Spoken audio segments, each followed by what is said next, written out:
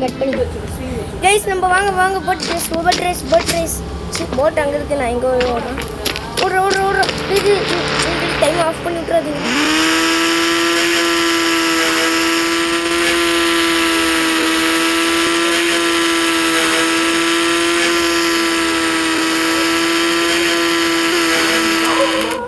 சத்தம் டேய் காப்பாத்துங்களா டேய். ஓகே கேம் பக்கு ஒரு நிமிஷம். ஓகே சார் வழியில் மறுபடியும் நம்ம ட்ரை பண்ணலாம்.